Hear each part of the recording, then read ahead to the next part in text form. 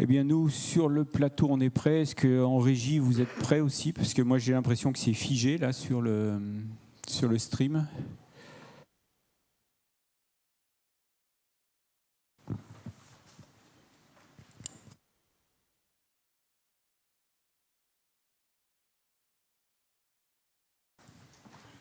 C'est tout bon, merci.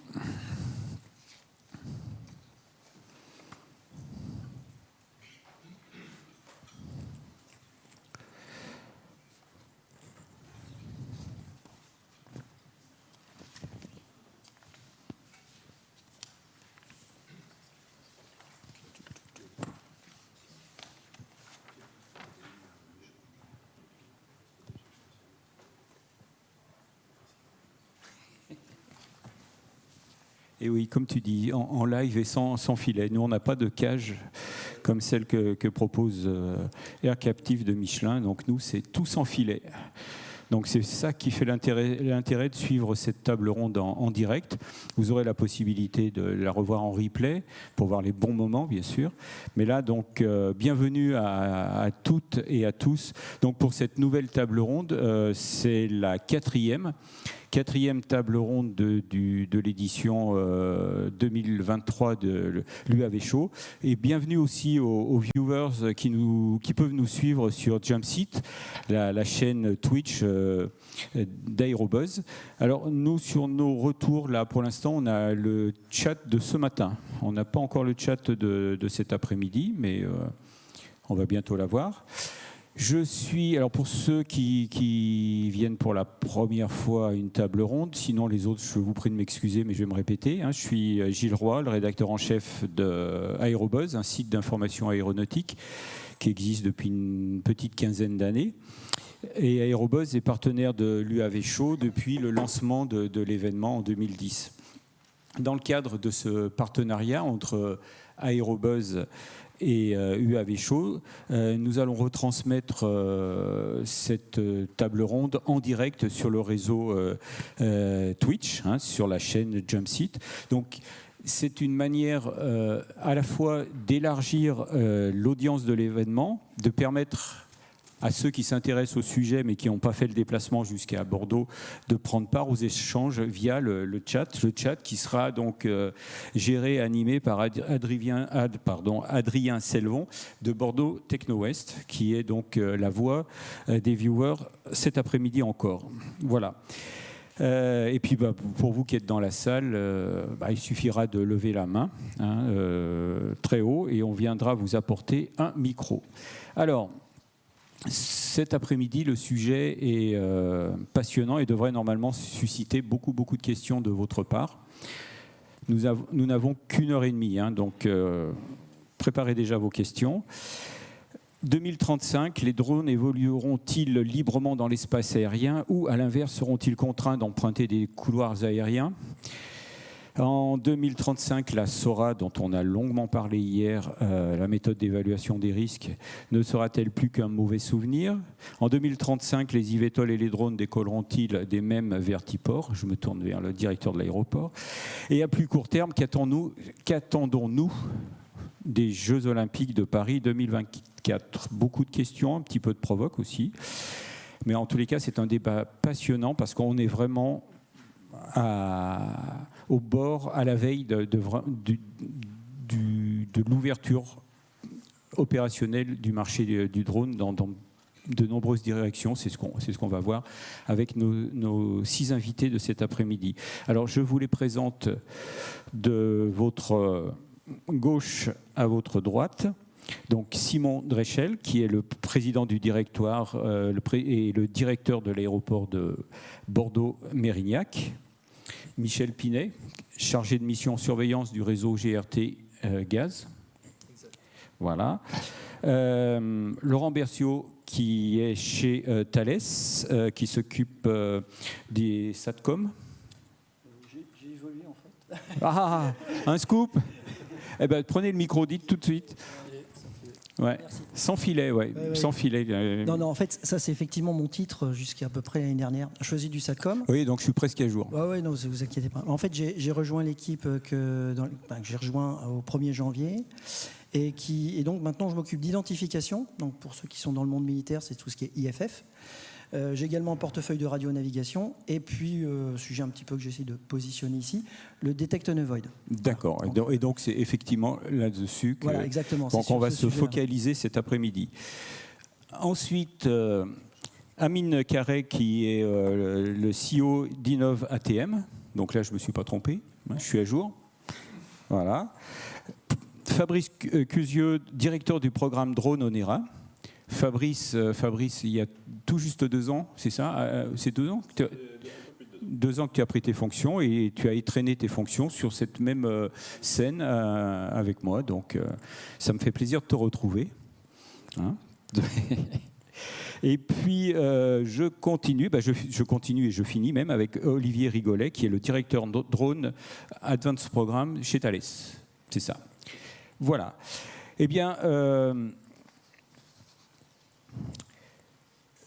pour 2035, pour savoir où on va, c'est toujours bien de savoir d'où on part.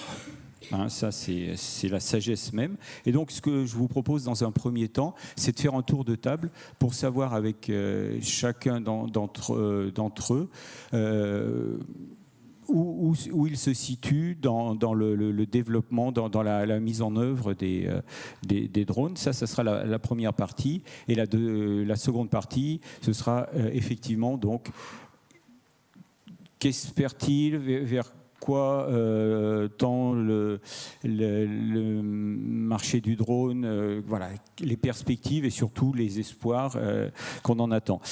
À la fin de la première partie, vous aurez l'occasion de poser des questions. Hein, on n'attendra pas la fin de la table ronde. On fera une coupure à la mi-temps à peu près pour poser une première rafale de questions et la deuxième, on la gardera pour la fin. Si en cours de route, vous avez vraiment une question qui vous démange, soulagez-vous, levez la main et on vous amènera le micro. On veut un débat vivant, donc n'hésitez pas. Alors, je vais commencer par vous. Michel Pinet, pas parce que vous êtes à ma droite, mais c'est parce que vous êtes un opérateur qui a une grande expérience de l'utilisation des drones, qui, pas malheureusement, mais qui aujourd'hui est un petit peu au point mort, pas au point mort, mais au point d'arrêt. Vous avez été un peu freiné dans votre développement, mais vous continuez à vous préparer pour la suite. Oui, c'est à peu près ça. Voilà. Ouais, je vais préciser. Moi, j'ai résumé. À vous de préciser. Maintenant. Je vais préciser. Chacun son boulot. Hein, son boulot. Tout à fait. On n'a pas une si grande expérience dans les drones, mais on a des gros besoins en matière d'application de travail aérien. Alors déjà, GRTGaz, je ne suis pas sûr que tout le monde sache ce que c'est. En gros, il y a 2 entreprises en France qui exploitent le réseau de transport de gaz, qui fait 37 000 km. La partie sud-ouest, donc c'est 5 000 km exploités par Teréga, qui est une entreprise qui fait le même travail que nous. Et GRTGaz exploite les 32 000 km restants, donc plutôt tout le reste de la France, hors sud-ouest. Les cas d'usage drone qu'on a expérimentés aujourd'hui, c'est des cas d'usage très limités, plutôt axés sur l'inspection d'infrastructures, sur des parties extrêmement limitées de notre réseau, plutôt des parties aériennes. Par contre, on a un énorme besoin sur la partie réseau enterré. C'est quasiment 99% des 32 000 km. Les besoins, on peut les classer en 2 types. Ils sont tous les 2 tournés vers la sécurité. Le premier, c'est un besoin tourné vers la sécurité pour éviter les accidents liés aux travaux ou au mouvement de terrain. On a heureusement une réglementation en France qui permet de bien limiter les risques, la réglementation anti-endommagement, les déclarations de travaux, des TDICT, mais il y a toujours quelques personnes un peu distraites ou qui ne respectent pas forcément la réglementation, qui n'appliquent pas cette réglementation-là, et on met en place une surveillance pour piéger ces chantiers-là, ces chantiers en infraction. Aujourd'hui, cette surveillance, elle est faite majoritairement aux 2/3 par des avions, donc des entreprises de travail aérien. On passe plusieurs fois par an sur le réseau. Donc si on cumule les kilomètres avion, on arrive à environ 350 000 km de kilomètres avion tous les ans. Donc c'est un des cas d'usage qui pourrait être adressé par le drone longue distance.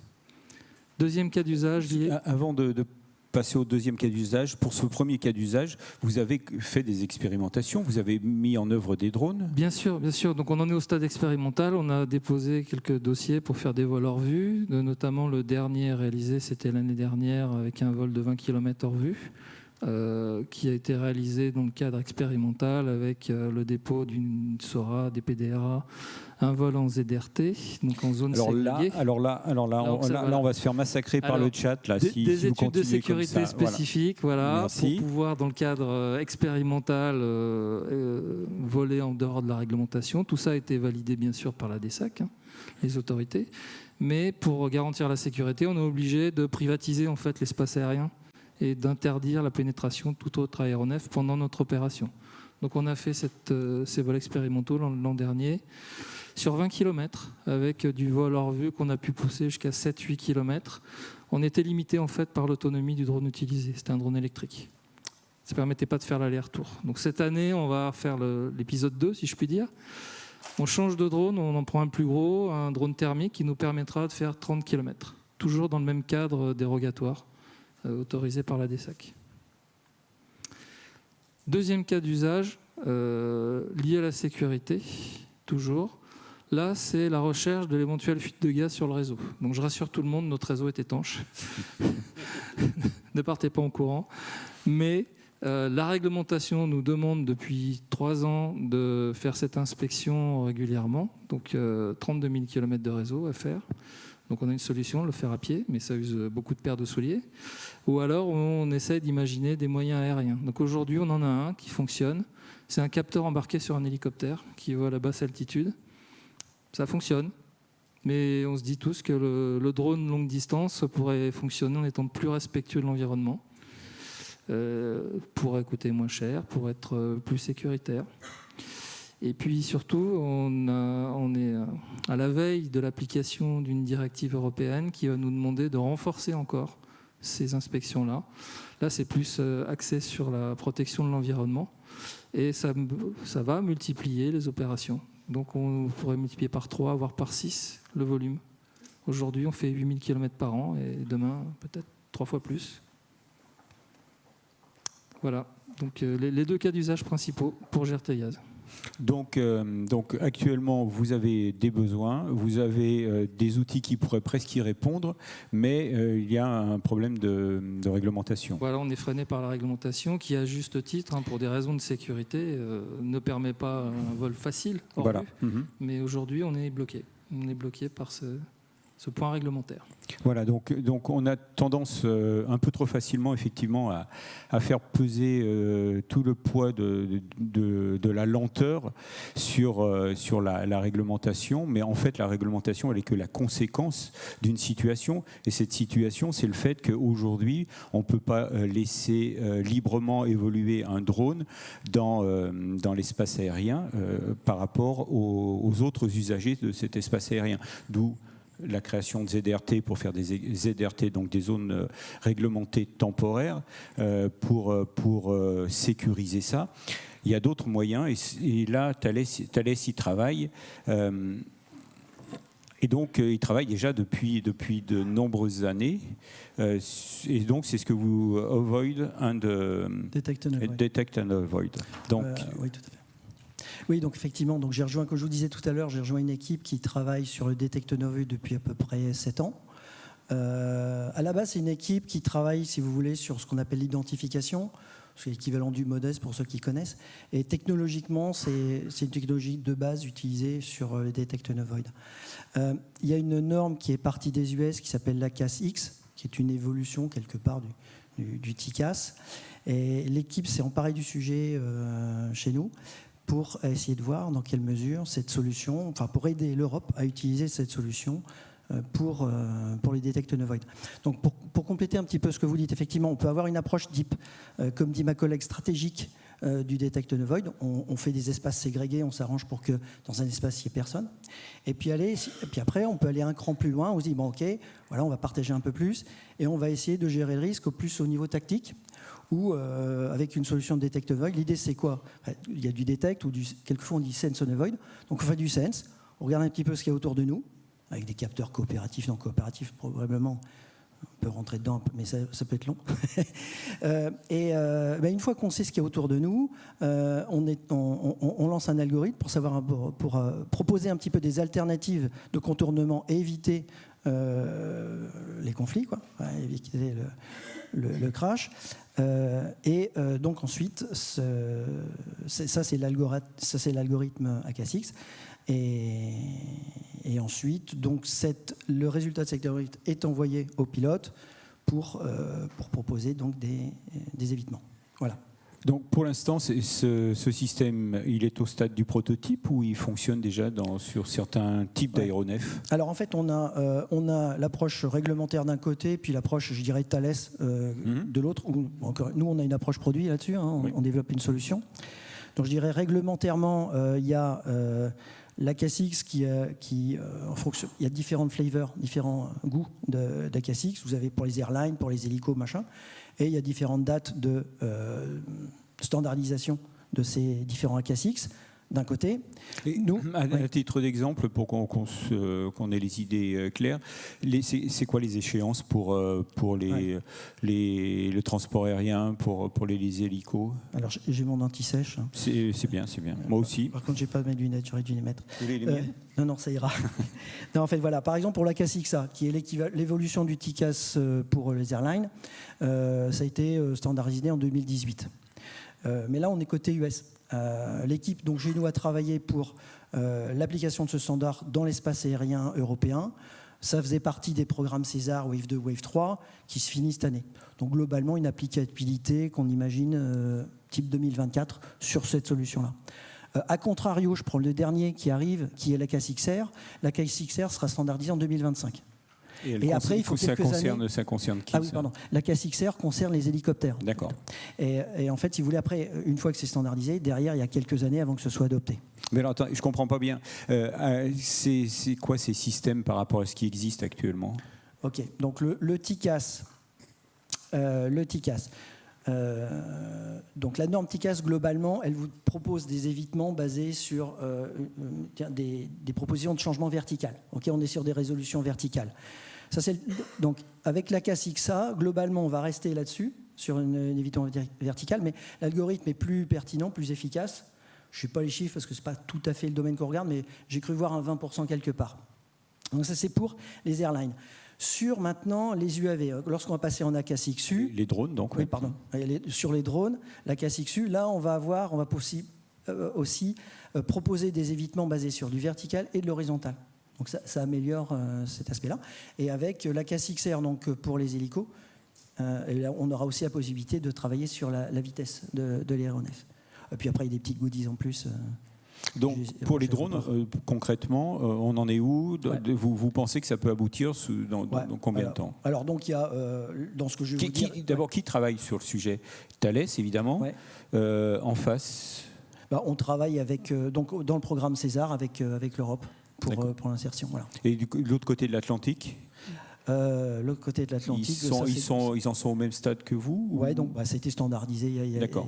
Voilà, en fait, voilà, l'ACASIX-U, donc, qui est, comme je vous dis, une des flavors.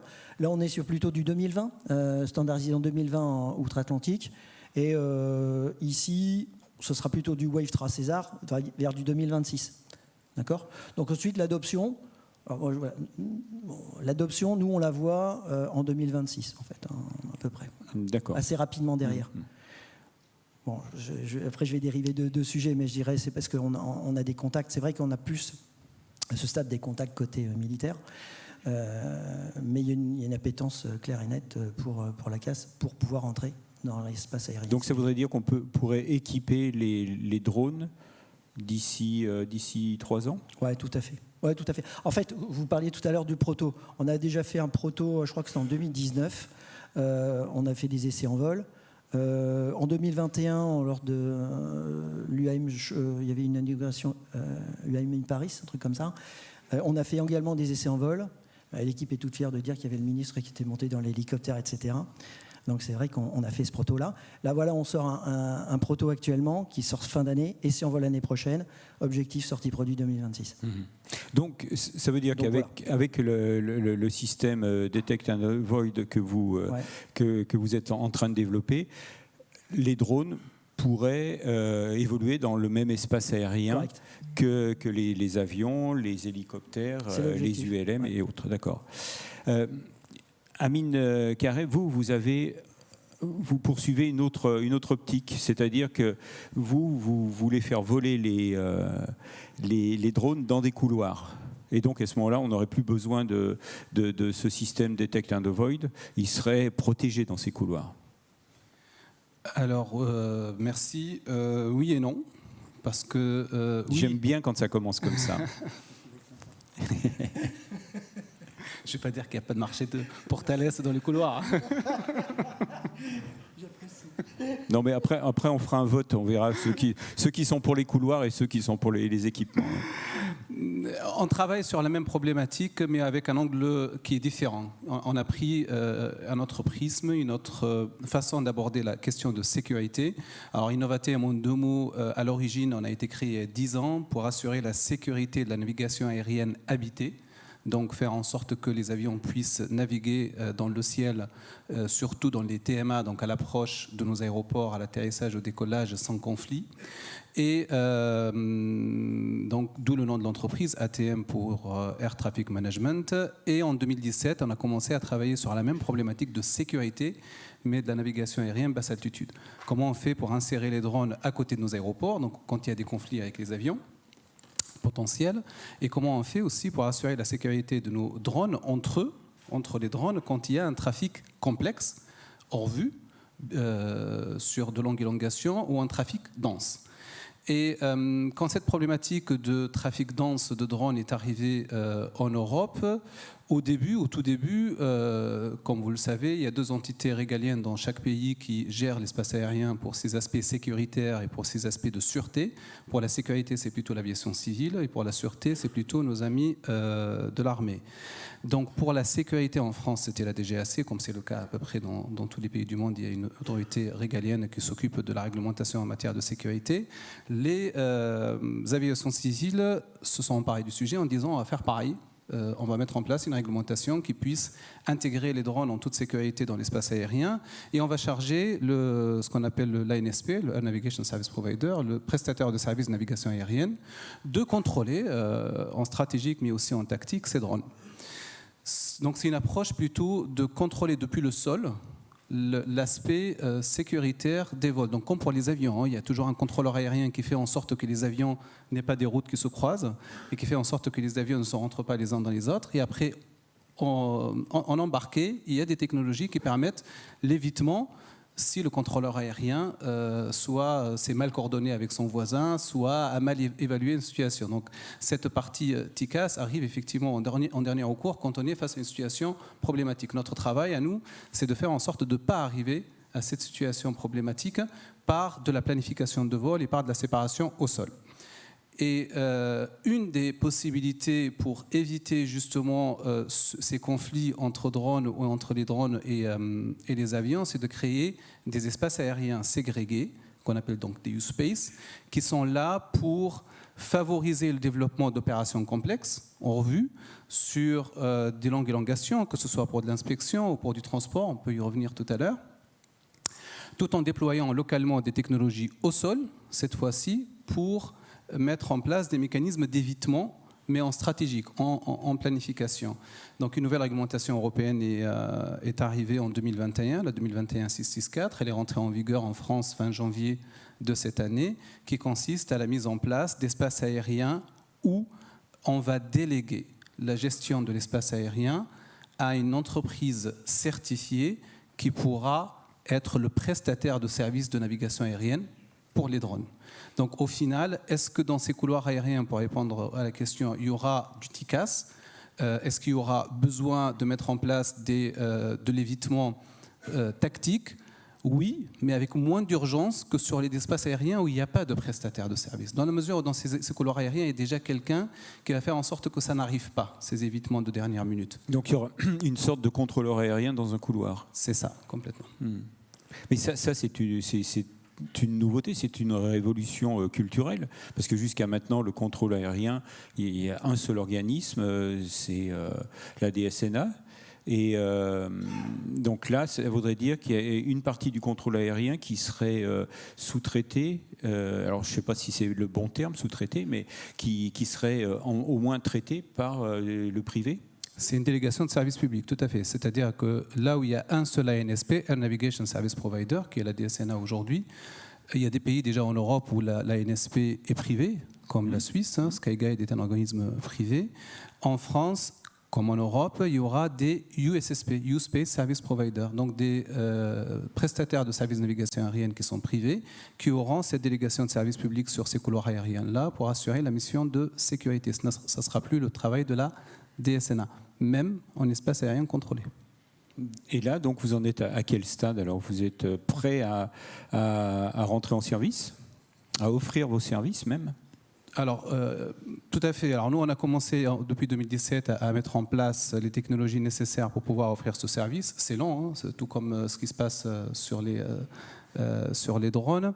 On est allé, quand la réglementation européenne en 2021 a commencé à se mettre en place en Europe, on est allé au Rwanda. On s'est implanté au Rwanda. Pourquoi? Parce que là-bas, il y a plus de 400 vols de longue élongation par jour de transport de sang sur des dizaines de kilomètres. C'est des vols journaliers. Donc on a voulu s'inspirer de l'expérience rwandaise sur la création des couloirs. Il y a des centaines de couloirs de livraison de drones qui ont été mis en place depuis des années avec l'entreprise Zipline. Et en s'appuyant sur les technologies qui étaient les nôtres et sur l'expérience qu'on a pu vivre au Rwanda, effectivement, aujourd'hui, on est les premiers et les seuls candidats éligibles à la certification pour être U-Space Service Provider en France et aussi en Europe. Donc, quand est-ce qu'on pourra opérer? À partir de 2024. Sur quel cas d'usage? On pourra y revenir plus tard, mais principalement, effectivement, des cas d'usage de longue élongation, comme M. Pinet a mentionné tout à l'heure, qui sont aujourd'hui bloqués par la réglementation. Et U-Space, il est là pour déverrouiller ce dernier verrou. Alors, on a parlé des aéronefs ULM qui volent, on parle des couloirs aériens et donc logiquement on parle aussi des aéroports parce que c'est... alors, jusqu'à maintenant, quand on parle de ces engins, on a plutôt... Et quand je dis engins, je parle à la fois de drones, mais également d'IVTOL, puisqu'on verra tout à l'heure que ça se rapproche. On court-circuite complètement actuellement dans tous les discours prospectifs, on court-circuite l'aéroport. On fait évoluer tous ces engins à partir des centres-villes, du toit des immeubles. À Bordeaux, tu as résolument pris le parti de te positionner aussi. On en reparlera, mais la preuve, tu accueilles demain les présentations en vol. Donc ça, c'est quand même c'est une volonté affichée de jouer un rôle dans le développement. Oui, absolument. Et c'est vrai que ce n'est pas d'une évidence folle, parce que notre métier premier, c'est d'avoir des passagers, de les processer et de les mettre dans des avions en toute sécurité, avec les mesures de sûreté, etc. Ça, c'est notre métier de base depuis des années. Et c'est vrai que l'année dernière, on a repensé notre stratégie, ce qu'on voulait être sur le territoire, comment on s'intégrait, comment on travaillait notre utilité, parce qu'effectivement, mettre des gens dans des avions, c'est très bien, c'est louable, mais je pense qu'on a d'autres cartes à jouer. Et donc, tout ça vient d'une vision globale de l'aéroport en se disant quelle est notre vision, qu'est-ce qu'on veut faire et qu'est-ce qu'on veut offrir. Donc il y a des axes nombreux qui sont sortis, produire de l'énergie, avoir une utilité différente sur l'implantation d'entreprises. On a des entreprises du spatial qui s'intéressent à l'aéroport, on peut développer des filières, etc. Et est sorti l'innovation et la mobilité de demain. Et donc dans la mobilité de demain, il y a beaucoup de choses. Il y a bien sûr nos vols commerciaux, le fait de les approvisionner en biocarburant, de travailler à la transition écologique, les technologies de demain, l'infrastructure de demain pour cette mobilité qui nous arrive dessus. Et puis bien sûr les drones qu'on a pris sous plusieurs angles. Un angle qui là aussi peut être étonnant parce que finalement en tant qu'exploitant aéroportuaire, on ne gère pas ce qui se passe dans le domaine aérien, on gère l'infrastructure au sol. Mais malgré tout, on a beaucoup discuté avec les compagnies aériennes, avec nos partenaires. On se rend compte que les drones dans l'environnement aéroportuaire deviennent un vrai danger. Donc on a lancé cette expérimentation qui a été présentée dans le cadre du salon de surveillance de ce qui se passe autour de l'aéroport et de voir si les servitudes de l'aéroport sont percées par des drones et à quelle fréquence, etc. Donc très intéressant, notre environnement et puis la mobilité de demain, et c'est aussi ce qui nous occupe en ce moment. C'est commencer à travailler avec tous nos partenaires, encore une fois, parce qu'on n'est pas tout seul, donc la navigation aérienne, la direction de la sécurité de l'aviation civile, Techno West, Invest in Bordeaux, Aerospace Valley, donc beaucoup de partenaires, on ne fait pas ça tout seul, mais pour avoir des volumes de vol sur l'aéroport. On se dit que l'aéroport est malgré tout un expert et qu'il a une légitimité et que ça peut être un partenaire de confiance pour demain faire voler des machines qui sont un peu plus conséquentes que les drones tels qu'on les connaît aujourd'hui. Donc on veut jouer cette carte-là à fond, accompagner. Et puis on a les premières expérimentations qui ont bien fonctionné avec des drones, d'avoir un avion de ligne qui décolle à 500 mètres d'un drone qui est en train d'évoluer. Donc on veut miser cette carte à fond parce qu'on se dit que ces machines voleront. On a du mal à savoir quand. Et là, il y a un panel d'experts qui vont dire... 2035. 2035, parfait. Donc on se prépare à ça. On suit de près les publications de l'agence de certification européenne qui a déjà sorti un premier document prototype de ce que sont les peintures, les zones de posée, les zones de dégagement, etc. Donc on a regardé ça de très près. Donc ça, c'est vraiment du concret, ça. C'est du concret. On arrive vraiment dans ce que sont pour nous les audits de l'infrastructure. Et donc on a prévu dans notre schéma de composition générale, c'est-à-dire l'aéroport à 10, 20, 30 ans, où est la zone de posée, comment on la trace sur le sol, etc. On est vraiment dans du concret. Ce qu'on veut, c'est être prêt quand les machines voleront. Et encore une fois, on a du mal à savoir quand, mais en tout cas, on répondra présent. Et il y a de fortes chances que les aéroports aient un rôle à jouer. C'est vrai pour l'aéroport de Bordeaux, c'est vrai pour nos collègues et tout ce maillage aéroportuaire qu'on a sur le territoire. Je pense à tous les aéroports satellites de Bordeaux ou ailleurs. Qui ont un rôle à jouer là-dessus sur la décarbonation. Voilà, c'est ce que j'allais te dire. C'est aussi pour tous les aérodromes et les petits aéroports, ce que certains appellent les aéroports de proximité. C'est une chance parce que tous ces aérodromes, ces aéroports qui n'ont pas de trafic commercial régulier, ça peut être un nouveau débouché. Parce que ça paraît quand même plus facile, plus naturel, au moins dans un premier temps, de faire décoller et atterrir des engins volants depuis un espace qui est fait pour ça, plutôt que le toit d'un immeuble. Complètement, et on peut même se dire que l'aéroport décarboné, ce sera probablement demain les petits sites, parce que l'aéroport de Bordeaux a un gros volume de vols commerciaux, ce sera difficile à décarboner, il va nous falloir du temps. Ces petits sites satellites auront une vraie carte à jouer sur le fait de décarboner l'aérien et d'avoir des petits modules sur des petites distances. Donc je pense qu'ils n'ont pas dit leur dernier mot et que ça c'est plutôt encourageant à l'heure où on ne construit plus d'aéroports et où on veut maintenir ce maillage. Olivier Rigolet, donc vous vous occupez des drones, c'est vous le patron des drones chez Thales. Il fonctionne. Il fonctionne. Attention à ce que vous allez dire, tout le monde va l'entendre. Donc vous êtes peut-être en pole position pour décrocher la première certification d'un drone civil. Un drone civil, oui. Peut-être, je ne sais pas, on s'en reparle dans 2 ans. Non, effectivement, aujourd'hui, les programmes drone Thales dans le domaine civil a fait d'énormes progrès, d'énormes avancées techniques et technologiques depuis 2-3 ans. Et ce qui nous a permis d'être en mesure de déposer auprès de l'agence européenne des dossiers pour l'obtention d'un certain nombre de tampons de l'EASA, que ce soit des DVR ou des Type Certificates, allant du CL3 au CL6. Donc après, avec une mise sur le marché et une complétude de la... Juste une parenthèse, CL3, CL6, vous pouvez nous expliquer? Alors, je sais pas... avant que le chat se déchaîne. Hein, donc... Alors, apparemment, tout à l'heure, dans votre introduction, la SORA était tabou, ou en tout cas, il fallait s'en débarrasser. Toujours est-il que c'est ce qui existe aujourd'hui. Quand on veut parler de de sécurité des vols sur des machines UAS drones. Et donc, aussi imparfaite qu'elle soit, c'est la réglementation qui est applicable aujourd'hui. Et donc, il faut qu'on puisse se conformer à cette réglementation. Et cette réglementation, elle part entre guillemets du presque plus bas niveau, juste au-dessus du drone de loisir, avec des niveaux de sécurité requis qui sont qualifiés par une échelle de 1 à 6 au niveau de SAIL, et qui vont jusqu'au niveau du CEL 6, qui est juste en dessous de la catégorie certifiée, des aéronefs certifiés.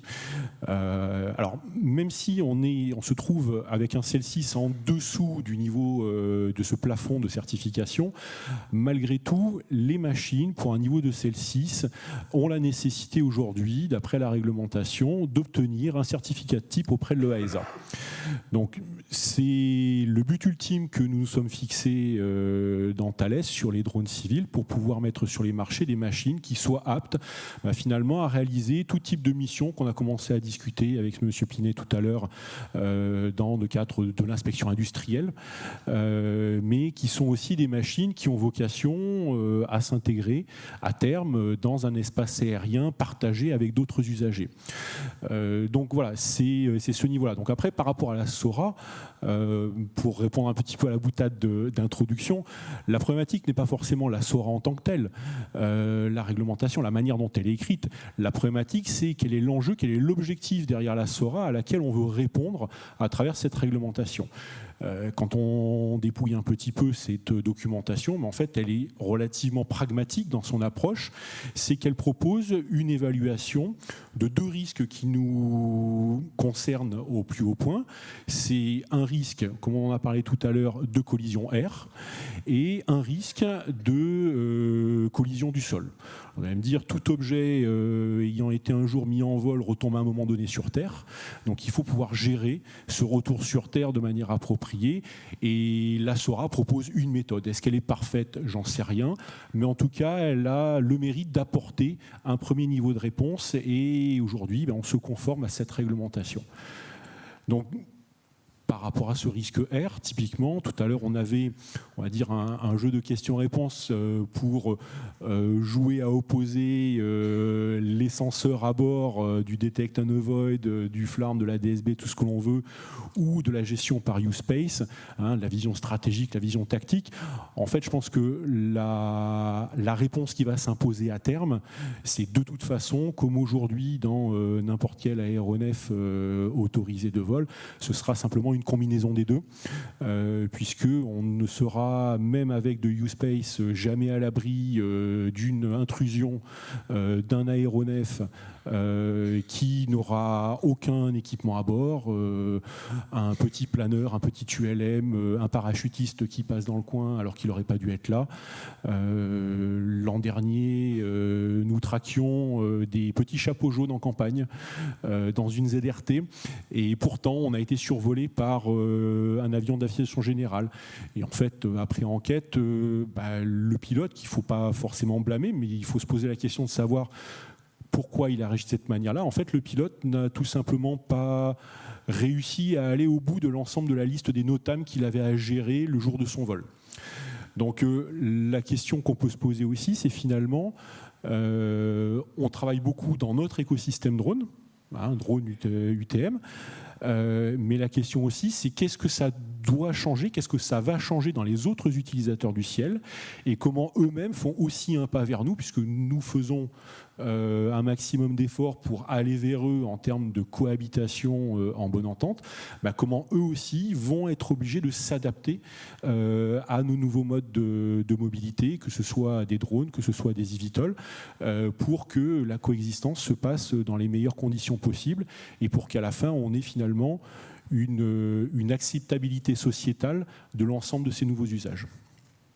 Alors, le drone que vous êtes en train de développer et qui devrait être certifié peut-être l'année prochaine, l'UAV 100, dont pas dans les calendriers de l'EASA, dont on peut voir un modèle à l'échelle 1,5, c'est ça.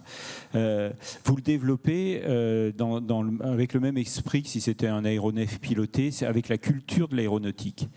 C'est exactement ça. Et tout simplement parce qu'aujourd'hui, encore une fois, l'objectif profond de la SORA, de la réglementation, c'est la gestion du risque. Et la gestion du risque en aéronautique, c'est comment ne pas tomber, ou en tout cas, si on a besoin de se poser à un moment donné au sol, comment on le fait dans le respect de l'écosystème qui nous entoure au moment où on va se poser. Alors, on n'a pas la charge d'un équipage ou d'un passager qui se trouvera à bord de l'aéronef, mais je dirais presque que la charge elle est pire, puisque en fait on va mettre en implication, on va impliquer des personnes qui au départ ne sont pas concernées par la mission, par le vol de l'aéronef. Tous les gens qui sont au sol, qui sont potentiellement survolés par ces aéronefs, ils n'ont rien demandé. Ils sont juste là et ils ont quelque chose qui leur passe au-dessus de la tête.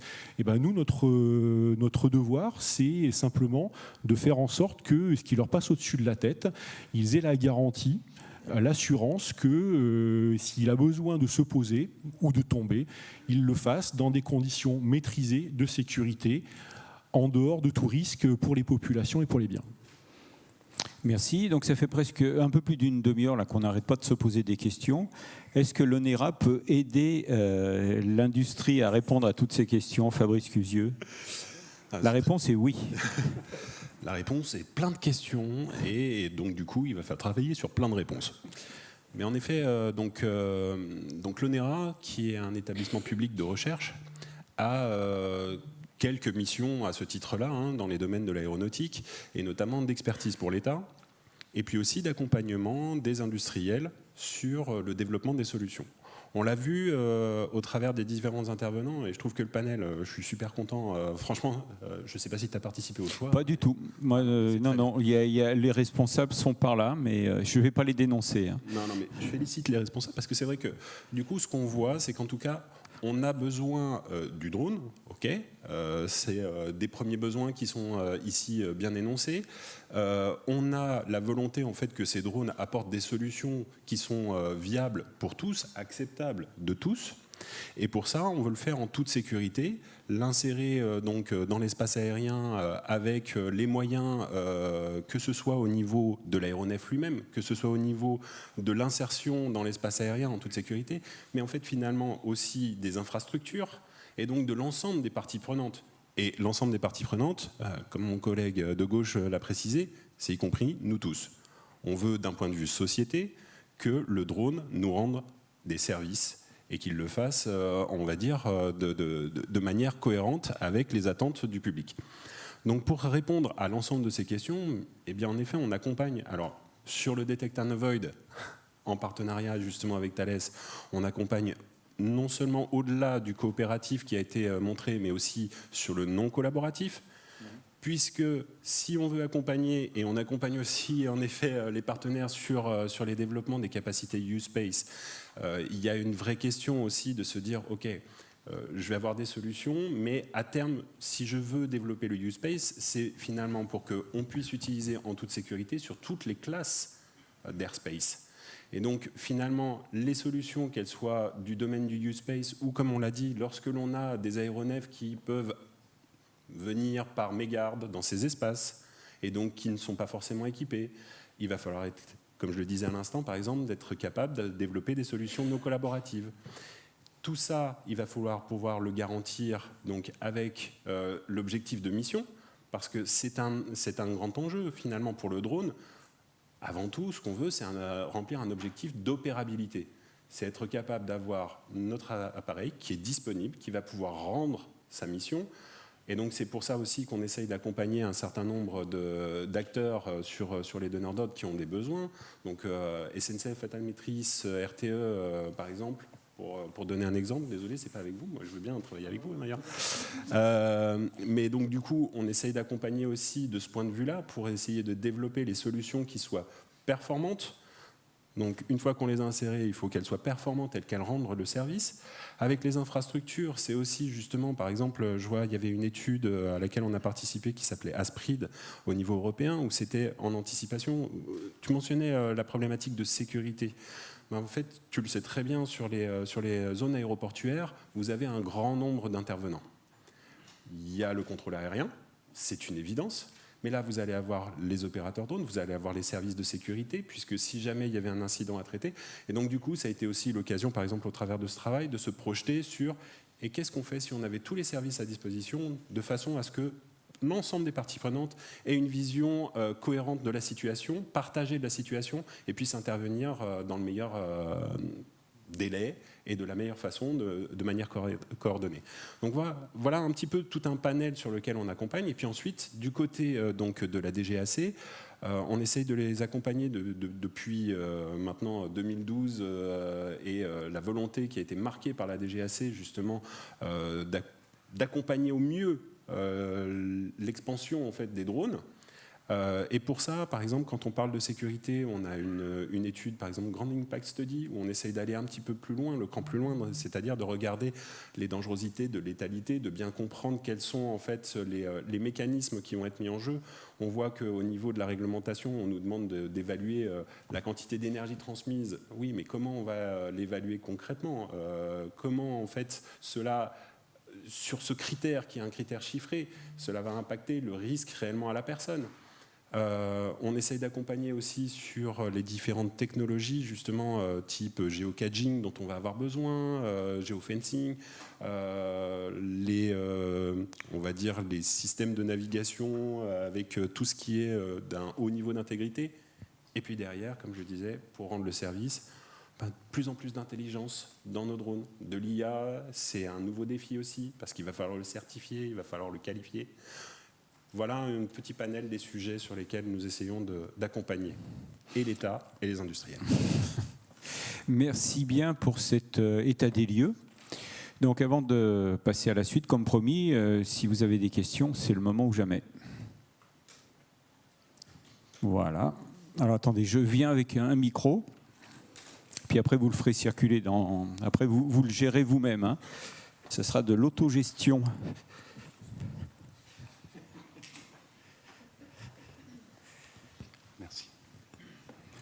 Oui, bonjour, François Massias, Drone Dev Consulting. J'avais une question je voudrais savoir si vous pourriez évoquer les travaux en cours ou à venir sur la détection d'oiseaux ou d'ovnis pour gérer l'anti-abordage ou l'anti-collision par des drones qui, évidemment, ne sont pas équipés de transpondeurs. Je vais peut-être commencer à passer. Oui, parce que dès l'instant où il s'agit d'éviter, c'est vous. En fait, là, on est dans. J'aime bien le mot tactique versus stratégique dans l'approche de Amine, merci. Et dans une approche stratégique, je suis dans une approche tactique. On voit ça dans le monde militaire aussi. Cette dualité est assez intéressante. Donc là, on est dans le tactique. Comment éviter les oiseaux ? Alors en fait, je vais vous répondre un petit peu par le haut. Hein, les solutions évoluent. Donc à ce stade, le TICAS fonctionne actuellement avec un système coopératif. Une des évolutions de la CAS, c'est d'aller également vers des capteurs non coopératifs. Donc on va appeler ça comme ça, j'essaierai d'être un peu plus clair. Justement pour pouvoir détecter des objets qui ne sont pas équipés de MODES. Voilà. Donc ça fait partie de la norme ACAS. On est donc sur des capteurs non coopératifs. Donc comme disait Fabrice, on travaille avec l'ONERA sur un capteur non coopératif pour la prochaine génération. Qui ressemble à l'esprit d'un radar, si vous voulez. Voilà, ça va être ça. Après, il y a d'autres capteurs non coopératifs. J'ai une société avec qui on travaille, qui travaille sur une boule optronique également. Donc voilà, ça va être typiquement le genre de choses. Après, je voudrais dire aussi, c'est qu'on est actuellement, notre approche est assez drone de certaines tailles. Lorsqu'on va descendre en taille, probablement il y a des questions qui se poseront, d'autres niveaux, d'autres problématiques, etc. Et d'autres types de senseurs de type conspicuity qui seront ajoutés. Bon, voilà. Donc, dans César Wave 3, typiquement, on va essayer d'étudier l'ajout d'autres types de senseurs. Voilà. Ça répond un peu à votre question ? Oui, assez complètement, oui, sur les radars et les boules optroniques. Alors, pour les drones, ils sont presque souvent tous équipés de capteurs d'imagerie, et donc ça ne rajoute pas beaucoup de poids, pas beaucoup d'énergie de pouvoir traiter l'image. Et est-ce que des travaux avec l'existant sont en cours ? Alors, nous, on travaille donc dans le cadre des projets dans lesquels on travaille, justement. Je ne sais pas si je peux nommer la société. Oui. Ouais. On travaille donc avec Safran, si vous voulez. En plus, c'est une société respectable. Respectable, ah oui, Respectable. clairement. Ouais, tout à fait. Donc, c'est eux qui travaillent justement sur la boule optronique du capteur non coopératif, dans un cadre d'un projet européen de type un peu plus défense. Une autre question ? Après, excusez-moi, juste pour compléter, c'est vrai que le besoin, ça demande malgré tout une évolution de ces boules optroniques actuelles, de manière à fournir les informations au format attendu pour le système detect-no-void. Okay, mais c'est une évolution entre guillemets type logiciel, je pense, même si c'est pas ma partie. Avec le pilote automatique aussi. Pardon ? Un interfaçage avec le pilote automatique et donc une certification de l'ensemble, parce que si on détecte et qu'on évite, il faut faire une manœuvre d'évitement et donc c'est le pilote automatique qui va le commander. Donc il y a une approche système à prendre en compte également. Ouais, alors à ce stade, on est plus sur une approche, je voulais, complémentaire pour le pilote, de fournir une information complémentaire. Mais c'est vrai que quelque part, il y a une évolution il y a une évolution qui est envisagée effectivement pour s'intégrer avec un pilote automatique et faire les anti-collisions automatiques. À ce stade, on est plus sur une GUI additionnelle pour le pilote au niveau du GCS. Pas d'autres questions ? Vous avez été... Ah si, parce que là j'allais dire, vous avez été quand même top, là. Vous avez fait un état des lieux sur lequel il n'y a aucune discussion possible. Je m'appelle Tristan de E-Cinematics. Vous parlez d'un complément pour le pilote avec votre système, mais pour le système dont l'autre monsieur parle, pour l'autopilote, ça n'enlève pas le côté éthique et la décision du pilote derrière, parce que si c'est un complément du pilote, il reste une composante humaine, mais si on enlève cette composante humaine... j'ai pas été clair probablement. En fait, c'est pour ça que je disais ça comme ça, si vous voulez, dans un premier temps. L'approche actuelle, en réalité, c'est une GUI supplémentaire pour le pilote. C'est pas intégré avec le pilote automatique. Maintenant, c'est vrai qu'avec le temps, ça aura du sens de l'intégrer au pilote automatique, une fois qu'on aura résolu les problématiques d'éthique, etc. Voilà, c'est clair. Donc c'est pour ça que je vous dis, ça va être phasé. Dans un premier temps, on est plutôt sur décision du pilote avec une aide visuelle. Je ne sais pas si tu veux ajouter quelque chose. Oui, en fait, si j'ai rajouté un petit point, c'est vrai que dans un premier temps, c'est déjà détecter la menace. Deuxième temps, c'est de l'identifier. C'est un petit peu finalement comme pour la lutte anti-drone, d'ailleurs, de ce point de vue-là. Parce que du coup, la manœuvre, elle sera adaptée en fonction de la menace, en fonction de son évaluation. Est-ce que c'est quelqu'un qui, en fait, en réalité, au départ, est potentiellement collaboratif ? Si c'est le cas d'un oiseau, je ne suis pas certain qu'on puisse lui demander. En tout cas, moi, je ne parle pas le piaf. Mais toujours est-il que si vous voulez interagir, ce coup-ci, avec le niveau de l'autopilote, en effet, vous allez donc baser sur, par exemple, une reconnaissance qui pourra donc faire appel à l'algorithmie IA, par exemple, si on part sur de l'opto. Et donc, de ce point de vue-là, ça veut dire aussi, et c'est pour ça qu'on travaille, sur le besoin de certifier ces IA. Donc, il y a des travaux, il y a toute une feuille de route, je vous invite à regarder du côté de l'EASA, sur les besoins d'aller certifier les algorithmes d'IA.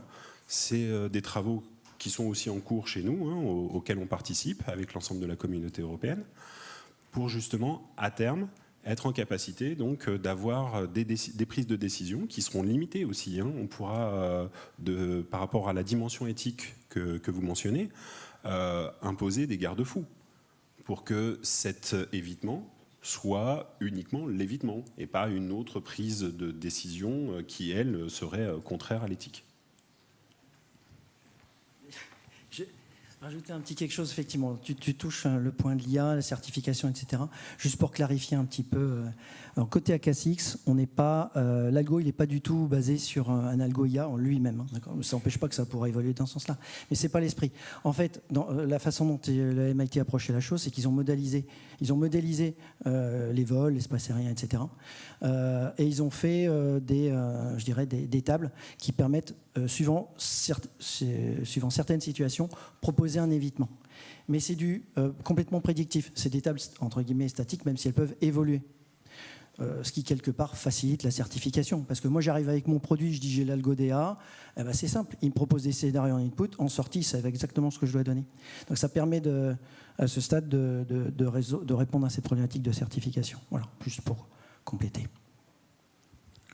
Oui, bonjour, Louis Deroux, Aerospace Valley. Une question qui n'est pas très technique, mais qui va dans le sens de la vision 2035. On parle beaucoup de possibilités de vol assisté, donc avec le pilote toujours dans la boucle. Mais à quand le pilote donc, qui ne serait plus dans la boucle là, du vol, et donc plutôt le vol autonome?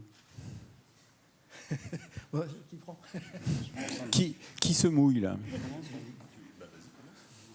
Alors, vol autonome, je ne sais pas, il faudra définir ce que ça veut dire autonome. En tout cas, on est en train d'aller vers les vols surveillés. C'est-à-dire, on est en capacité aujourd'hui, la réglementation le permet, il y a un certain nombre de drones qui aussi sont certifiés pour ça, d'avoir un drone in the box, de pouvoir faire décoller, faire atterrir un drone pour des besoins de livraison. On en a expérimenté quelques-uns, notamment nos amis hollandais sont assez au point là-dessus. Et par contre, il y a toujours un besoin d'avoir de la surveillance sur une IHM tactique, pour le coup, pour pouvoir avoir la main, pouvoir prendre la main sur le drone. Et je complète juste par rapport à ce que Laurent disait tout à l'heure. Effectivement, aujourd'hui, la responsabilité de sécurité reposera toujours sur le télépilote ou le surveillant en cas de drone surveillé, c'est-à-dire que ce soit les systèmes embarqués qui sont, donc, si j'ai bien compris, déterministes en termes de manœuvres d'évitement, que ce soit les systèmes au sol, sont là pour donner ce qu'on appelle des advisories, à l'image de ce qu'en font les systèmes ATC, dans la gestion de trafic aérien. On donne des propositions aux télépilotes, et c'est au télépilote après de prendre cette advisory d'évitement et de l'appliquer à son plan de vol pour faire l'évitement, ou de prendre l'alerte du contrôle aérien pour faire atterrir son drone ou pour changer son plan de vol. Et si ce n'est pas télépiloté, il faut toujours avoir un surveillant, une IHM de surveillance qui est en charge d'intervenir dans les situations de contingency. On ne sait pas aujourd'hui, à ma connaissance, la réglementation n'est pas permissive pour pouvoir faire du vol de 100% autonome sans surveillance et sans humain dans la boucle pour rassurer justement l'ensemble des parties prenantes, y compris les populations, sur les risques de sécurité en cas de problème. Juste pour compléter, en fait, une partie de la réponse à la question, on l'a déjà commencé à l'aborder dans la réponse à la question précédente sur l'accès à l'autonomie, qui finalement, pour moi, n'est pas un problème strictement lié au drone. C'est déjà le problème de l'aviation générale, et ne serait-ce que la première question qu'on se pose, c'est ce qu'on partageait là rapidement, c'est d'abord qu'on commence par se définir ce que c'est que l'autonomie. Aujourd'hui, moi, je considère que, en tout cas pour mes applications drone que l'on a chez Thales dans le civil, on est sur des machines qui sont automatiques, c'est clair. Par contre, de là à dire qu'elles sont autonomes ou qu'elles seraient autonomes, à quelle échéance, sur la base de quel asset technologique, est-ce que c'est de l'IA, est-ce que c'est autre chose, je n'en sais rien. Et bien malin celui qui pourra s'engager sur une date aujourd'hui, quand on sait que, je pense, la plupart des avionneurs, au moins en France et en Europe, travaillent ardemment ce sujet. Et on voit bien que, ne serait-ce que le concept de single pilot in cruise ou single pilot in operation, tous les ans glisse sans frottement de quelques années. Voilà. Merci Olivier. Alors avant de passer à la deuxième partie, je vous rappelle, donc, et surtout à l'attention de ceux qui nous rejoignent sur Jumpseat, sur Twitch, que vous suivez actuellement la table ronde organisée dans le cadre de l'UAV Show, le grand rendez-vous européen du drone civil professionnel. Donc nous sommes en direct du parc des expositions de Bordeaux, et avec nous autour de la table, vous avez donc Simon Dréchel, le directeur de l'aéroport de Bordeaux-Mérignac, Michel Pinet de GRT Gaz en charge des drones, Laurent Berciot chez Thales, Amine Carré d'Innov ATM, Fabrice Cusieux, directeur drone des programmes drone à l'ONERA, et Olivier Rigolet, le directeur des drones du programme drone chez Thales. Alors, la deuxième partie, je vais presque l'introduire avec une réaction d'un de nos viewers sur le chat qui se réjouit, qui dit que bientôt on va pouvoir utiliser des drones, du moins Amazon va bientôt pouvoir utiliser des drones pour livrer mes slips. Le chat est toujours surprenant, hein. Mais il nous ramène aux réalités, parce que on rit là, mais moi pendant des années, j'ai entendu, on m'a parlé de drones qui allaient livrer des pizzas ou des cartons de bière. Aujourd'hui, on n'en parle plus là. C'est la 4e table ronde. On est devenu sérieux. Et c'est peut-être le signe, parce qu'on est proche d'avoir atteint l'objectif, d'avoir atteint le but, qu'on commence à être un petit peu plus réaliste. Et donc, je vais tester votre réalisme, messieurs. Alors, votre réalisme. Alors, on a la chance d'avoir que des ingénieurs sur cette table ronde. On aurait des communicants. On continuerait à rêver de drones, du LM, d'IVTOL qui nous emmènerait faire des trucs extraordinaires. Par exemple, se déplacer en taxi volant au-dessus de Paris pendant les Jeux Olympiques. Je ne sais pas, vous voyez, des trucs comme ça. Mais là, on est entre gens sérieux. Et donc, chacun à votre tour, là, pour finir cette table ronde, comment vous voyez les 10 prochaines années ? À toi l'honneur, Simon. Pas évident. J'aimais bien la réflexion que tu menais tout à l'heure sur le fait qu'il y a un besoin. On sent tous qu'il y a un besoin et on est tous mobilisés pour le travailler. Nous, à l'aéroport de Bordeaux, on est en lien avec le territoire. On parle aux élus, aux communes riveraines, on essaie de s'intégrer du mieux possible. Et on sent naître ce besoin, notamment sur l'aviation d'affaires, vaste sujet, ce n'est pas ce qui nous occupe aujourd'hui, mais des applications sur des petites distances qui sont difficiles à faire avec de l'aviation d'affaires parce que peu acceptée, avec des hélicoptères tels qu'on les connaît parce que peu acceptés, que ce soit du tourisme, que ce soit pour le domaine viticole. On a des applications qui nous remontent et qui sont très très intéressantes et qu'on a envie de travailler. On a vraiment envie de travailler ça. Le bassin d'Arcachon peut être une application extraordinaire pour une mobilité qui est verte, une mobilité électrique, etc. Donc, encore une fois, on est un partenaire de confiance dans le sujet. On ne travaille pas techniquement les machines, mais on veut préparer l'infrastructure et puis faire remonter tous ces cas d'application pour lesquels le territoire est prêt. On sent qu'on a une vraie appétence pour tout ça et on a envie de le travailler. Donc, on n'a qu'une hâte, c'est que les machines soient prêtes et qu'on puisse rentrer dans le dur. Voilà.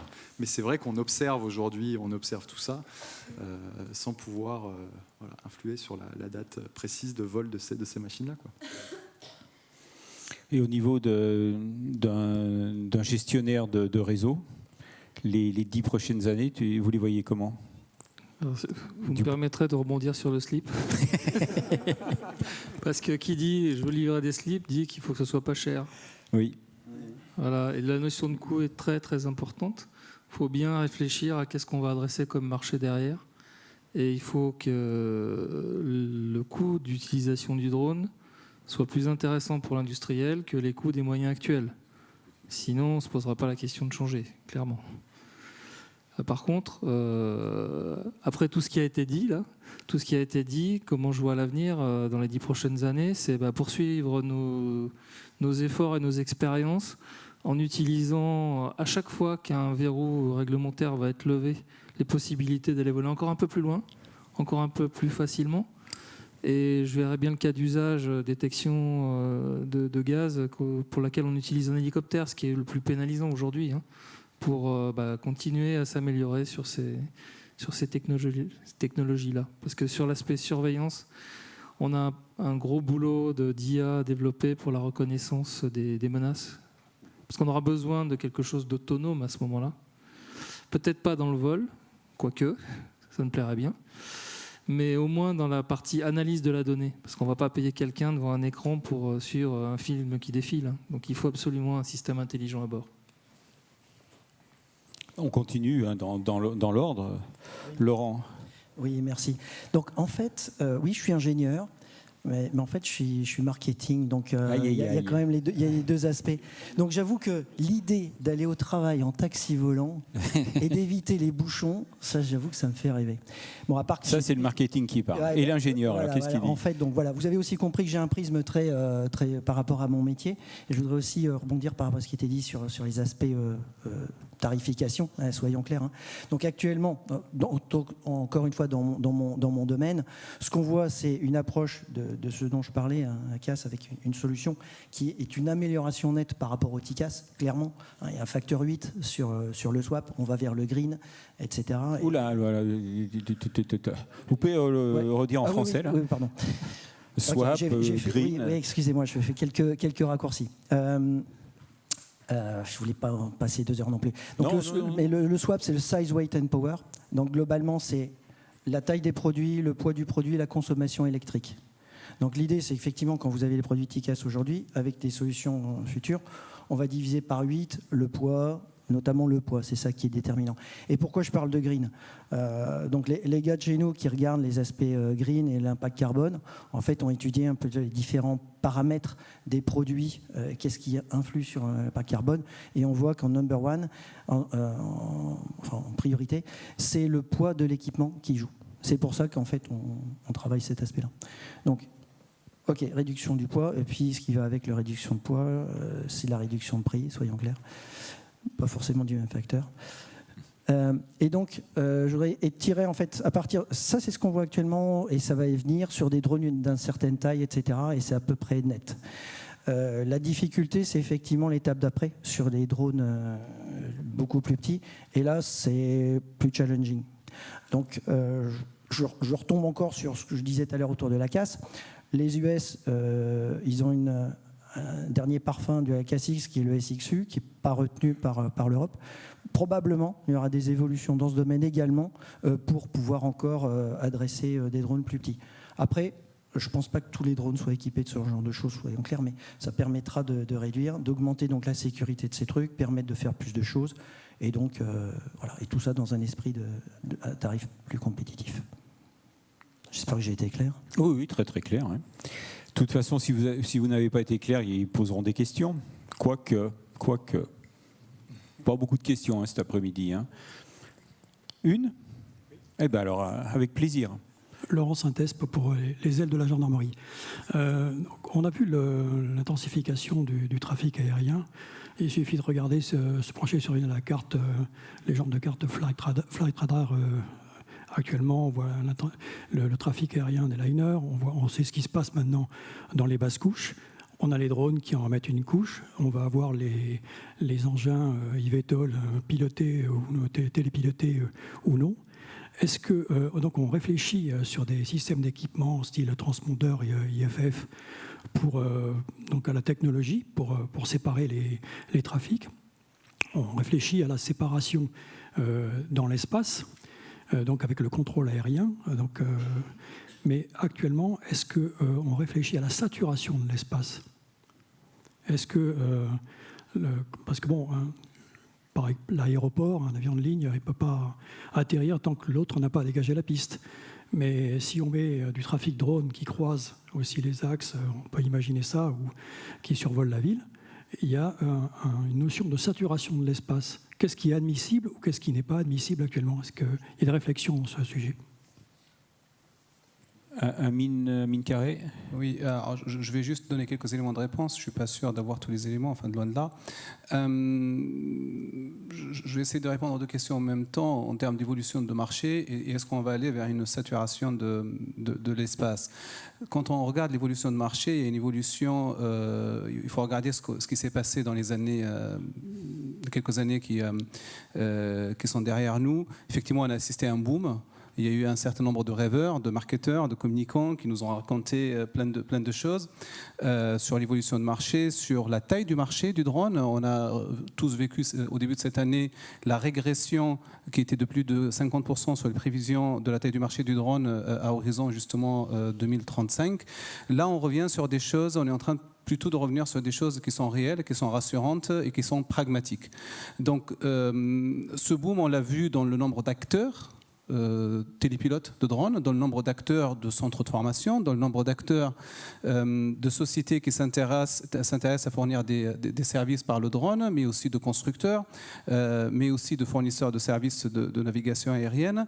Et puis, on est en train, à mon sens, de vivre une consolidation de ce marché-là au niveau des acteurs, mais aussi au niveau de la réglementation, on en a parlé, l'arrivée des U-Space, mais aussi au niveau des cas d'usage. Il y a des cas d'usage qui nous ont fait rêver. On revient au slip du monsieur qui veut faire livrer par drone. Pourquoi ça ne s'est pas fait? Là, pour le coup, ce n'était pas forcément un verrou technologique, parce qu'on pouvait faire ça avec du DJI, ça se faisait très bien. Par contre, il y avait un problème économique. Aujourd'hui, quand on a une évolution ou quand on a une révolution, c'est qu'on est en train de résoudre un problème. Et généralement, le problème principal de chacun d'entre nous, c'est qu'on dépense trop d'argent et donc on veut réduire les coûts ou en gagner plus. Et si on n'arrive pas à réduire des coûts de livraison, on n'ira jamais vers du drone. Donc pour répondre à la question, je pense que les cas d'usage sont en train de se consolider.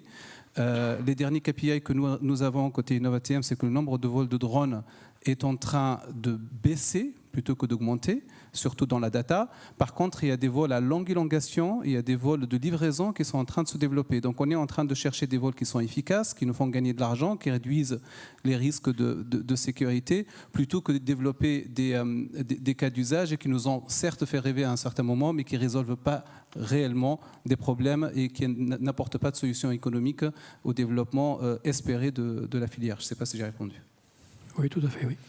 Oui, et vous n'avez pas répondu à ma question. Vous voyez comment dans les 10 ans à venir?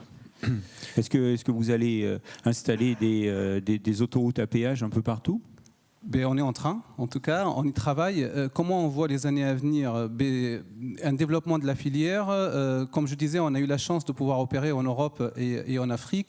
Les Africains ont commencé par résoudre leur problème, qui est un problème d'infrastructure. Et donc, pour résoudre le problème d'infrastructure, ils ont développé des autoroutes du ciel pour faire du transport.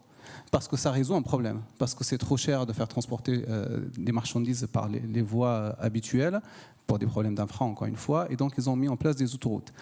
Nous, on a commencé par développer la filière drone pour les data, pour aller chercher de la photo, de la vidéo, pour de l'agriculture, etc. On est en train aujourd'hui d'évoluer vers, comme je disais, une consolidation de marché. Le transport par drone, côté InnovaTM, on le voit arriver, plutôt dans le médical. Pourquoi plutôt dans le médical? Parce qu'en raison, encore une fois, une problématique d'urgence, qui n'est pas forcément dans la livraison de pizza, même si on aime bien manger pizza chaude, mais pas au point de débourser 20 € pour une livraison. Donc le transport médical, d'ici 2025, c'est quelque chose qui va commencer à se développer. Aujourd'hui, il y a des laboratoires d'analyse avec lesquels on mène des projets, plus de 150 projets en France de couloirs aériens médicaux qui sont en train d'être étudiés. Donc c'est une réalité qui vont commencer à arriver à partir de l'année prochaine. Et qui répondent à quel besoin ces couloirs? Un besoin d'urgence de livraison de prélèvements biologiques. D'accord. Et il y en a suffisamment pour justifier la création de couloirs spécifiques dédiés aux drones? Clairement, on résout suffisamment de problèmes pour pouvoir investir et créer ces couloirs spécifiques pour le drone, que ce soit des problématiques opérationnelles, mais aussi des problématiques économiques. Et donc là, on est loin des slips de Rita Lack. On n'est pas sur la même thématique, effectivement. Et ça peut aussi résoudre la problématique de l'acceptation sociale qui a été évoquée tout à l'heure, parce que là, effectivement, ça permet évidemment d'apporter des soins à des zones qui sont désertifiées. Ça permet d'accompagner nos compatriotes dans les démarches de soins qui sont les leurs. Et après, le transport eVTOL et les taxis volants, est-ce que c'est pour aujourd'hui? On a eu la chance de travailler avec notre actionnaire Aéroport de Paris sur la question sur la région parisienne pour les JO. Malheureusement, aujourd'hui, je pense qu'il est trop tôt pour pouvoir se projeter là-dessus. Alors, on peut faire de belles opérations de com. On peut ou ne pas. Est-ce qu'on la fera? Vous pensez que... Je pense qu'on est en bon chemin pour la faire. Je pense que la com, c'est pas forcément c'est pas forcément des opérations qui sont réservées aux Américains. On peut aussi se permettre de les faire de temps en temps. Par contre, il faut être réaliste. Aujourd'hui, on a des verrous qui sont technologiques, d'autonomie de ces machines-là, qui sont réglementaires aussi, qui sont sécuritaires. On est loin de pouvoir les résoudre. Déjà on a 6 mois pour les résoudre. Hein. Pardon ? On a 6 mois pour les résoudre. Hein, non, mais on fera l'expérimentation doit commencer au début de l'année prochaine. Hein. L'expérimentation aura l'effet estampé qui est l'effet waouh. Celui-là, on l'aura. Mais est-ce qu'on aura derrière une ligne opérationnelle qui tournera sur la région parisienne ? Je ne pense pas. Donc ça arrivera peut-être 2035, ça me paraît ambitieux. Ouais. Pour arriver à quelque chose d'opérationnel. 2024 encore plus. Ouais. 2024, pour une belle vitrine et un effet waouh à l'américain, je pense qu'on y arrivera. D'accord. OK. Fabrice, hein, on est dans l'ordre là, on continue. On continue dans l'ordre. Ouais. Donc tu vois... Les 10 prochaines années. Voilà. Les 10 prochaines années ou 2035 ? Parce que les 10 prochaines années, pour faire ce premier élément de question, nous, on se place vraiment dans l'accompagnement, justement, comme je le rappelais, à la fois l'accompagnement pour l'État, donc sur la partie expertise, donc sur la partie réglementaire, les évolutions, c'est là où on essaye d'apporter nos soutiens pour développer les méthodes, les outils qui vont permettre à tout à chacun d'appréhender la réglementation, de se l'approprier, de résoudre justement ces questions, avec le bon outillage, les bonnes méthodes. D'accompagner en effet aussi les industriels, que ce soit donc sur leurs besoins, en effet sur les charges utiles, qui soient plus performantes, puisque à terme, ce qu'on veut, c'est que le drone devienne un outil, que tu puisses le prendre comme ton tournevis dans ta caisse à outils. Ça serait, je pense, le rêve pour tous. Mais tout ça, donc du coup, on a dit, ça va demander aussi des développements sur les technologies pour que justement l'opération de ces drones soit garantie en termes de sécurité, en termes d'acceptabilité, donc tous ces enjeux-là. Mais tu penses qu'en 10 ans, on aura le temps, les moyens de répondre à toutes ces questions ? Je trouve qu'en tout cas, il y a une vraie énergie qui dégage de la communauté, qui, comme tu le disais, justement, on rêve plus tellement de se faire livrer un slip. Mais par contre, justement, non, mais c'est vrai, on est devenu un petit peu plus sérieux, tu l'as mentionné, et à juste titre, je pense que maintenant, on a les axes sur lesquels on sait qu'on doit mettre nos efforts. Les ambitions et les lignes d'arrivée, elles ont été dessinées progressivement là, par les aspects réglementaires. On les finalise. Maintenant, du coup, les champions technologiques, on en a cité certains. Il y en a qui sont présents ici. Donc, par rapport à mon statut, je ne vais pas faire de pub plus pour les uns que pour les autres.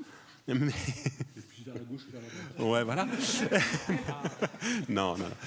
Mais du coup, sans rentrer dans ce piège-là, donc non, on a les champions et je pense qu'on a vraiment, en tout cas, les qualités nécessaires, en tout cas, qui sont réunies dans l'écosystème pour répondre à ces enjeux et ces questions.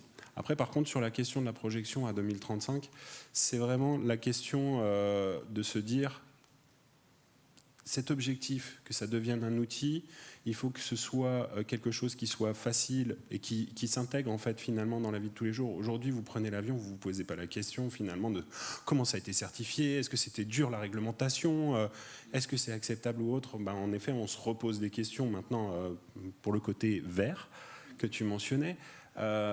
Donc forcément, en fait, ce qu'il faut, c'est aussi qu'on se pose ces questions dès aujourd'hui pour la partie du drone, parce qu'on ne peut pas repousser non plus éternellement ces questions-là. Donc c'est vrai que l'acceptabilité, je vois, on travaille sur l'acceptabilité d'un point de vue acoustique, parce que tout le monde se dit, ok, c'est super, si mon voisin se fait livrer son slip, imaginons que la société le demande. Je veux avoir mes livraisons. Très bien. Mais sauf que si le drone va survoler mon jardin, est-ce que moi j'ai envie d'être gêné parce que mon voisin a commandé une pizza ou que sais-je ? Donc c'est aussi des questions sur lesquelles on essaye d'anticiper. Et là, du coup, c'est un petit peu cette projection où nous, on essaye en tant que centre de recherche, en tout cas avec un certain nombre de partenaires, aussi de se projeter sur cet après et se dire, OK, on lève les verrous réglementaires, on autorise ces actions qui rendent service à tout le monde. Maintenant, après, il faut que ça se fasse efficacement et pour le bien de la société. Merci. Olivier Rigolet, avant d'entendre vos prévisions pour 2035, je crois qu'on a une question. Ça fonctionne. Je vous remercie. Eh bien, je suis Yohann Assouvi de Toulouse et donc j'ai une société iView Drone. Et du coup, j'avais plusieurs questions, donc pour M. Caraï, M. Pinet, M. Drichel et pour les messieurs de Thales. Donc, ouh là là, je vais vous laisser ma place là. Eh bien, je vous remercie. Du coup, je vais commencer avec M. Careil. Comme vous l'avez mentionné auprès de M. Careil, donc la vision à 2035, vous nous l'avez parfaitement dite et franchement, nous vous remercions. Et donc, du coup, ma question aujourd'hui serait de savoir est-ce que les U-Space, vous envisagez et vos équipes d'ingénieurs envisagent de les développer vers les dom-toms, vers les DROM et les départements éloignés du territoire? Merci. Merci pour la question et ça me permet effectivement d'apporter une précision. Aujourd'hui, personne, en tout cas en France, la France a choisi de ne pas décréter la création du space. Ce n'est pas l'État, ce n'est pas l'autorité qui décrète la création du space. Ce n'est pas le cas dans d'autres pays où en Suisse, par exemple, la FOCA a décidé de créer un use space au-dessus de Zurich. Ça ne sera pas le cas en France, ça sera toujours porté par un use case, par un cas d'usage qui le justifie. Comment un cas d'usage justifie un use space, soit par une justification économique, soit par une justification sécuritaire. On a parlé tout à l'heure de risque R. Si on a des opérations récurrentes qui introduisent un risque R qu'on n'arrive pas à atténuer avec un SORA ou qui est compliqué à atténuer avec un SORA, que ce soit compliqué techniquement ou économiquement, on mettra en place un use space pour le faire. Et donc oui, on a aujourd'hui des projets dans les dom-toms, j'en ai 3 au moins en tête, pour la création du use space pour la livraison par drone. Vraiment, merci. Franchement, ce sera top et ce sera une grande avancée pour l'usage du drone et ses outils, les UAS, dans les dom-toms. Du coup, merci M. Careil pour vos réponses. Monsieur Pinet. Oui. Il nous a prévenu, il y en aura pour tout le monde. Hein. Alors, Monsieur Pinet, donc, dans vos activités, j'aimerais savoir quel type de drone que vous utilisez dans l'inspection des réseaux de GRT Gaz et leur masse. Est-ce qu'il s'agit de modèles tels du DJI ou bien c'est quelque chose de monté par vos équipes?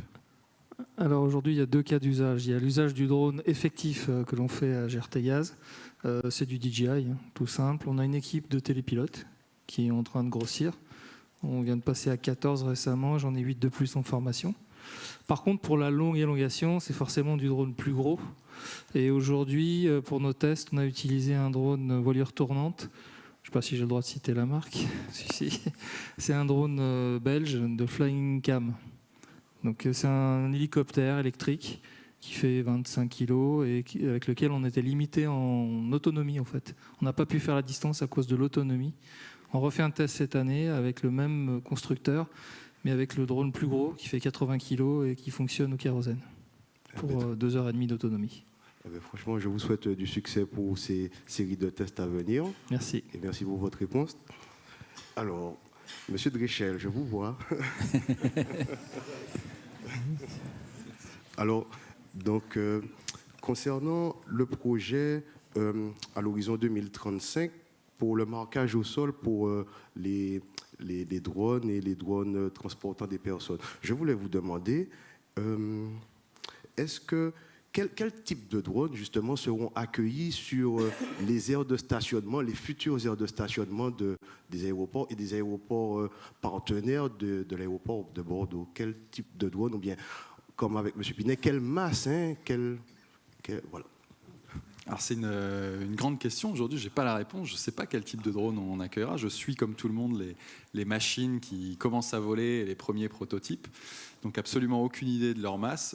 Comme je l'ai dit, on prépare l'infrastructure et on ne veut pas être pris de court. Donc c'est bien. Il semble qu'on ait quand même du temps devant nous pour ne pas être pris de court. Mais aujourd'hui, la machine en tant que telle, on n'en sait rien. Voilà. Et c'est vrai que pour l'aéroport, aujourd'hui, l'utilisation du drone, on est comme n'importe quelle entreprise, on essaye de l'intégrer dans notre exploitation à nous. On n'en est pas encore au transport de passagers.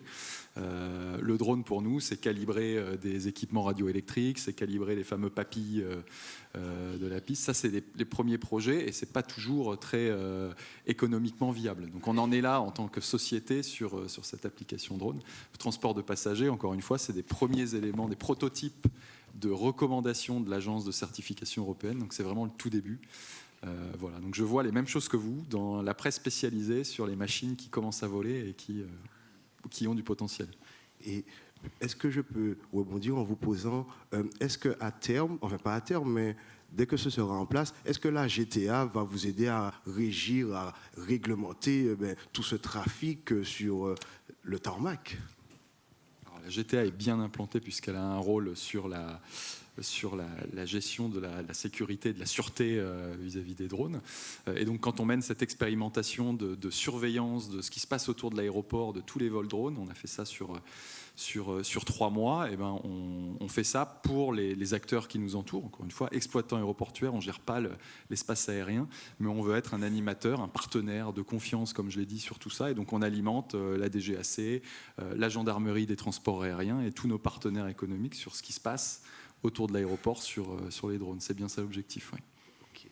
Franchement, je vous remercie beaucoup pour cette réponse qualitative et puis je souhaite que ce projet puisse aboutir et que les Bordelais et Bordelaises puissent en profiter pleinement. Et enfin, messieurs de Thales, donc par rapport à la solution que vous avez mentionnée sur le TICAS et justement le matériau, son poids, est-ce qu'on peut dire de vous à moi, et avec votre casquette marketing, qu'il s'agit là d'une solution qu'on peut qualifier de RSE, qui a l'ADN RSE de Thales.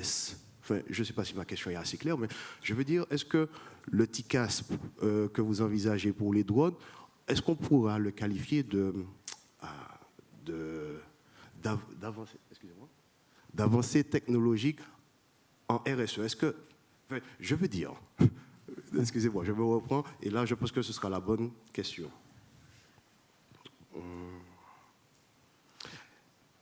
Est-ce que l'élaboration du TICAS et des solutions pour les drones s'inscrivent dans une politique RSE de la part de Thales? Oui. Ah, merci.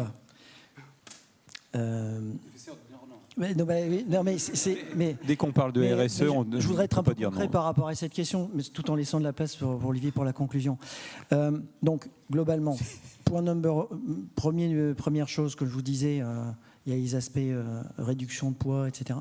Mais il faut savoir aussi que sur l'ensemble de nos développements, on a des directives pour les nouveaux projets d'être responsable de ce côté-là. Donc, je ne peux pas être concret là-dessus sur mon projet, pas être court aussi, mais ces évolutions s'inscrivent naturellement dans tout nouveau produit chez nous. Franchement, c'est parfait et c'est bon pour l'industrie et puis pour... la raison pour laquelle on le fait, si vous voulez, c'est que c'est une demande du marché, en fait. Hein. On ne fait pas pour se faire plaisir, je vous le garantis. Hein. Oh, un petit peu quand même, si ça marche. Ouais, je ne suis pas sûr qu'ils apprécient. C'est des contraintes, donc c'est pas toujours vécu. Mais en tout cas, oui, de toute façon, c'est quelque chose qu'il faut qu'on fasse. Ouais. Ok, franchement, parfait. Eh bien, Olivier Rigolet, c'est vous qui allez finir en nous donnant votre vision de... Allez-y. Merci. Vous vouliez répondre à... Juste compléter, effectivement, aujourd'hui, être responsable socialement et écologiquement, c'est un engagement de Thales. Vous savez que Thales est coté en bourse et qui est au CAC. Donc, de toute façon, ça fait partie maintenant de notre ADN. Et donc, comme le disait tout à l'heure mon camarade, de toute façon, on ne peut pas concevoir aujourd'hui de nouveaux produits, de nouveaux développements, de nouvelles perspectives de business sans intégrer de manière native cette composante dans le design et la conception de nos produits. C'est au-delà de l'aspect économique qui a été mentionné et qui est de toute façon le nerf de la guerre qui reste malgré tout, la responsabilité sociétale et environnementale est de toute façon maintenant quelque chose qui est au cœur des demandes de nos clients et des demandes des utilisateurs finaux de nos solutions. Donc de toute façon, c'est un incontournable, c'est un des piliers fondateurs de nos solutions et on ne peut pas faire autrement. Je vous remercie vraiment pour cette réponse, au nom de tous. Merci. Gardez-le, j'irai le chercher tout à l'heure. On ne sait jamais si vous avez une autre question. Bon, juste pour répondre rapidement, je m'étendrai moins que mes camarades qui ont commencé tout à l'heure. Moi, ce que je me dis par rapport à, la réflexion que je me fais par rapport à cette vision 10 ou 12 ans, 2035, de où est-ce que l'on pourrait se projeter à cet horizon-là sur le domaine des drones et plus généralement des nouvelles mobilités aériennes. Alors, je ne vais pas répondre directement, j'ai juste peut-être donné une perspective. Alors, une perspective qui sera retrouve dans le rétroviseur, dans ce qui s'est passé derrière nous. Si ma mémoire est bonne, 1903, c'est le premier vol d'une machine motorisée. À partir de quand considère-t-on que dans le passé, nous avons obtenu collégialement, mondialement, une acceptation sociétale d'une solution aéronautique sécurisée dans laquelle tout le monde a confiance pour pouvoir monter les yeux fermés dans un avion n'importe quand?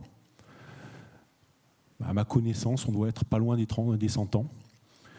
Aujourd'hui, on se projette à 10 ans. Alors, on ne va pas se dire qu'on n'a rien fait depuis un certain nombre d'années, mais même si on fait remonter les premières évolutions, les premiers travaux autour des drones, premières années 2000-2010, ça fait 20 ans, 25 ans, 30 ans, on est à 30%, en 2035, on est à 30% du temps qu'il nous a fallu pour obtenir ça dans l'aviation générale. Donc, est-ce que c'est raisonnable de se dire qu'à 2035, on aura atteint ce niveau que l'on a aujourd'hui, dont on bénéficie aujourd'hui dans l'aéronautique civile? Peut-être, peut-être pas. On ne devrait pas être trop loin de la vérité. Ben voilà donc une presque conclusion optimiste. Moi, je voudrais revenir là, sur les essais que vous avez faits, Amine Karay, au Rwanda. C'est des essais qui s'inscrivent dans un programme mené par je ne sais plus quel groupe allemand, mais qui dure depuis 2 ans, et c'est plus que de l'expérimentation, parce que depuis 2 ans, les populations là-bas, dans cette région du Rwanda, ont pris l'habitude d'être livrés en produits pharmaceutiques et dont ils avaient besoin. Aujourd'hui, est-ce qu'on peut se permettre d'interrompre une expérimentation comme celle-ci, sous prétexte que voilà, ça y est, on a démontré que ça marchait et on passe à autre chose? C'est plus possible. On est allé trop loin là. Tout à fait, heureusement pour nous, parce qu'on a investi quand même. Oui, alors on a dépassé effectivement le stade expérimental. On est en opération aujourd'hui, comme je disais, plus de 400 vols par jour. Opérés quotidiennement par la société américaine, en l'occurrence Zipline. Les Hollandais, c'est plutôt en France. Et c'est une coopération, ça s'est fait dans le cadre d'une coopération franco-rwandaise qui a été initiée par la visite du président Macron en 2021.